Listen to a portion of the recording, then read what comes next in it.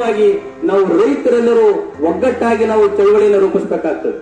ರೈತರ ಚಳವಳಿ ಅಂತನ್ನುವಾಗ ನಾವು ಕೆಲವು ಸುಮ್ಮನೆ ರಾಜಕೀಯ ಕಾರಣಗಳಿಗೋಸ್ಕರವಾಗಿ ನಾವು ದೂರ ಸರಿತಕ್ಕಂಥದ್ದಲ್ಲ, ಅಥವಾ ವಿನಾಕಾರಣ ಕೆಟ್ಟದನ್ನ ಸಮರ್ಥನೆ ಮಾಡ್ಕೊಳ್ತಕ್ಕಂಥದ್ದಲ್ಲ. ನಾವು ಎಲ್ಲರೂ ಮೊದಲು ರೈತರಾಗಬೇಕು. ನಾವು ರೈತರು ಜಾತ್ಯತೀತವಾಗಿ, ಪಕ್ಷಾತೀತವಾಗಿ, ಧರ್ಮಾತೀತವಾಗಿ ನಾವೆಲ್ಲರೂ ಒಗ್ಗಟ್ಟಾದಾಗ ಮಾತ್ರನೇ ನಾವು ರೈತರುಗಳು ನಮ್ಮ ಬೇಡಿಕೆಗಳನ್ನು ಈಡೇರಿಸಲಿಕ್ಕೆ ಸಾಧ್ಯತೆ ಆಗ್ತಕ್ಕಂಥದ್ದು. ಇಲ್ಲ ಅಂತಂದ್ರೆ ಯಾವುದೇ ಕಾರಣಕ್ಕೂ ಇವತ್ತು ರೈತರ ಬಗ್ಗೆ ಕಳಕಳಿ ಇಲ್ಲ. ಚುನಾವಣೆಗಳು ಬಂದ ಸಂದರ್ಭಗಳಲ್ಲಿ ರೈತರ ಬಗ್ಗೆ ಮಾತಾಡೋದು, ಮೊಸಳೆ ಕಣ್ಣೀರು ಸುರಿಸ್ತಕ್ಕಂಥದ್ದು ಅವೆಲ್ಲಾ ಪಕ್ಷದಲ್ಲಿ ಇರತಕ್ಕಂಥ ಸಹಜವಾದಂತ ಕ್ರಿಯೆ. ಆದ್ರೆ ನಾವು ಅದನ್ನ ಹೊರತುಪಡಿಸಿ ನಾವೆಲ್ಲರೂ ಮೊದಲು ನಾವು ರೈತರು ಅಂತಕ್ಕಂಥದ್ರ ಬಗ್ಗೆ ನಾವು ನಮ್ಮಲ್ಲಿ ಒಂದು ಸ್ಪಷ್ಟತೆ ಇರಬೇಕು. ರೈತರು ಒಗ್ಗಟ್ಟಾಗಬೇಕು. ಈ ವಿಚಾರಕ್ಕೆ ಸಂಬಂಧಪಟ್ಟಂತೆ ಇಲ್ಲಿ ಏನು AW ಇದ್ದಾರೋ AW ಅವರಾಗ್ಲಿ EE ಆಗ್ಲಿಕ್ಕೆ ಸಮಂಜಸವಾದಂತ ಉತ್ತರ ಕೊಡ್ಲಿಕ್ಕೆ ಅವ್ರ ಕೈಲಿ ಆಗೋದಿಲ್ಲ. ಹಾಗಾಗಿ SCಯನ್ನ ಸೂಪರಿಂಟೆಂಡೆಂಟ್ ಆಫ್ ಇಂಜಿನಿಯರ್ ಅವ್ರನ್ನ ಸ್ಥಳಕ್ಕೆ ಅವ್ರನ್ನ ಕರೆಸಬೇಕು. ಕರೆಸಿದ್ರ ಮುಖಾಂತರವಾಗಿ ನಮ್ಮ ನಾಲೆಗಳಿಗೆ ನೀರನ್ನ ಬಿಡಬೇಕು. ಆ ಬಿಡುವ ತನಕ ರೈತರು ನಾವು ನಿರಂತರವಾದಂತ ಹೋರಾಟವನ್ನು ರೂಪಿಸಲಿಕ್ಕೆ ನಾವೆಲ್ಲರೂ ಸಿದ್ಧರಾಗಬೇಕು. ಅದು ಇವಾಗ ಬೆಳಿಬಾರದು ಅಂತೇಳಿ ನೋಟಿಸ್ ಕಳಿಸ್ತಕ್ಕಂಥದ್ದು, ಮತ್ತೆ ನೀರಿಲ್ಲ ಅಂತಕ್ಕಂಥದ್ದು, ವಿನಾಕಾರಣ ಇಷ್ಟ ಬಂದ ರೀತಿಯಲ್ಲಿ ಮಾಡೋದಿಲ್ಲ. ಅವೆಲ್ಲವೂ ಅವೈಜ್ಞಾನಿಕವಾದಂತದ್ದು ಮತ್ತೆ ರೈತರು ಮಾಡತಕ್ಕಂತ ಒಂದು ಅದು ದ್ರೋಹದ ಕೆಲಸ ಅಂತ ನಾವು ಕರಿಬೇಕಾಗುತ್ತೆ. ಇವತ್ತು ಎಷ್ಟೋ ನದಿ ಭಾಗದಲ್ಲಿ ದೊಡ್ಡ ದೊಡ್ಡ ಕಾರ್ಖಾನೆಗಳಿಗೆ ಇವತ್ತು ದೊಡ್ಡ ರೀತಿಯಲ್ಲಿ ನೀರನ್ನ ಸಪ್ಲೈ ಮಾಡತಕ್ಕಂಥದ್ದು ನೋಡ್ತಾ ಇದೀವಿ. ಕರೆಂಟ್ ಅನ್ನು ಉಚಿತವಾಗಿ ಕೊಡ್ತಕ್ಕಂಥದ್ದು ನೋಡ್ತೀವಿ. ಕೈಗಾರಿಕಾ ಉದ್ಯಮಿಗಳಿಗೆ ದೊಡ್ಡ ರೀತಿಯಲ್ಲಿ ಕರೆಂಟ್ ಅನ್ನು ಕೊಡ್ತಾರೆ. ರೈತರ ಪಂಪ್ ಸೆಟ್ ಗಳಿಗೆ ಕೇವಲ ಬರೀ 7 ಗಂಟೆ ಟೈಮ್ ಕರೆಂಟ್ ಕೊಡ್ತಕ್ಕಂಥದ್ದು 3 ಗಂಟೆ 4 ಗಂಟೆ ಅಂತ ಹೇಳಿ ಅದ್ರ ಮಧ್ಯದಲ್ಲಿ ಸಮಸ್ಯೆ ಆಗ್ತದೆ.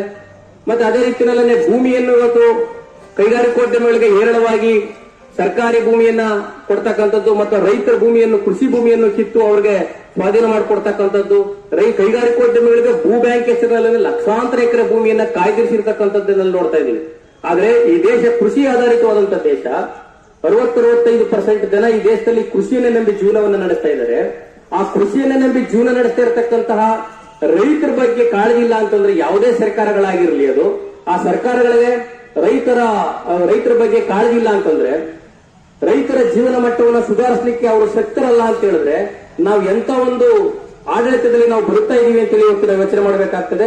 ಈ ಬಿಡೋ ತನಕನೂ ಯಾವುದೇ ಕಾರಣಕ್ಕೂ ನಾವು ಎದ್ದೇಳಲಿಕ್ಕೆ ನಾವು ತಯಾರಾಗಬಾರದು. ನಾವು ಯಾವ್ದಾದ್ರು ಬೇರೆ ಕಾರ್ಯಕ್ರಮಗಳು ಮಾಡ್ತಕ್ಕಂಥ ಸಂದರ್ಭದಲ್ಲಿ ವಾರಗಟ್ಲೆ ನಮ್ಮ ಸಮಯವನ್ನ ಒಂದು ಹಬ್ಬ ಹರಿದಿನ ಮಾಡ್ಲಿ, ಮದುವೆ ಮುಂಜಿ ಮಾಡ್ಲಿ ಅಥವಾ ಇನ್ನೊಂದು ಮಾಡ್ಲಿ, ಅದಕ್ಕೆಲ್ಲ ನಾವು ರೈತರುಗಳ ಸಮಯವನ್ನ ನಮ್ಮ ಕೆಲಸದ ನಡುವೆನೂ ಅದಕ್ಕಾಗಿ ನಾವು ಮೀಸಲಿಟ್ಟಿರ್ತೀವಿ. ಅದೇ ರೀತಿಯಲ್ಲೇ ಈ ನೀರಿಗೋಸ್ಕರವಾಗಿ ನಮ್ಮೆಲ್ಲ ರೈತರ ಸಮಯವನ್ನ ನಾವು ಮೀಸಲಿಡಬೇಕು. ಪ್ರತಿ ದಿನವನ್ನು ಸರಿ ಎಲ್ಲ ಕಡೆ ಇನ್ನು ಮತ್ತಷ್ಟು ದೊಡ್ಡ ರೀತಿಯಲ್ಲಿ ಹೋಗಿ ನಾವೆಲ್ಲ ಪ್ರಚಾರ ಮಾಡೋಣ, ಇನ್ನೊಂದಷ್ಟು ಸಂಘಟನೆ ಮಾಡೋಣ. ಒಂದೊಂದು ಊರಿನಿಂದಲೂ ಬೇಕಾದ್ರೆ ಒಂದೊಂದು ದಿವಸ ಕಂಟಿನ್ಯೂಸ್ ಆಗಿ ಚಳವಳಿ ಮಾಡ್ಲಿಕ್ಕೆ ನಾವೆಲ್ಲರೂ ಮಾನಸಿಕವಾಗಿ ನಾವೆಲ್ಲರೂ ಸಿದ್ಧರಾಗಬೇಕು. ಆ ನಿಟ್ಟಿನಲ್ಲಿ ನಮ್ ನೀರು ಬಿಡೋ ತನಕ ಈ ಪ್ರತಿಭಟನೆಯನ್ನ ನಿಲ್ಲಿಸಬಾರದು ಅಂತಕ್ಕಂಥದ್ದು ನನ್ನ ಒಂದು ವೈಯಕ್ತಿಕವಾದಂತಹ ಅಭಿಪ್ರಾಯ ಇದೆ. ಅಭಿಪ್ರಾಯದ ಆಧಾರದ ಮೇಲೆ ತಾವು ಎಲ್ಲರೂ ಮಾತಾಡಬೇಕು. ಮತ್ತೆ ಇಂಜಿನಿಯರ್ ಅವ್ರಿಗೆ ಮತ್ತೊಮ್ಮೆ ಹೇಳ್ತಾ ಇದ್ದೀನಿ, ಅವರು SC ಅವ್ರನ್ನ ಕರೆಸಲಿಕ್ಕೆ ಶೀಘ್ರ ಮುತುವರ್ಜಿಯನ್ನು ವಹಿಸಬೇಕು ಅಂತ ಹೇಳ್ತಾ ನೀರನ್ನ ಬಿಡಬೇಕು. ನೀರು ಬಿಟ್ಟಿಲ್ಲ ಅಂತಂದ್ರೆ ನಾವು ಈ ಹೋರಾಟದಲ್ಲಿ, ರೈತರ ಪರವಾದಂತ ಹೋರಾಟದಲ್ಲಿ ಸದಾ 24 ಗಂಟೆನೂ ಸಹ ನಿಮ್ಮ ಜೊತೆ ಇರ್ಲಿಕ್ಕೆ ನಾನು ಸದಾ ಸಿದ್ಧನಿದ್ದೇನೆ ಅಂತಕ್ಕಂಥ ಮಾತನ್ನ ಹೇಳ್ತಾ ನನ್ನ ಮಾತನ್ನು ಮುಗಿಸ್ತೇನೆ. ನಮಸ್ಕಾರ.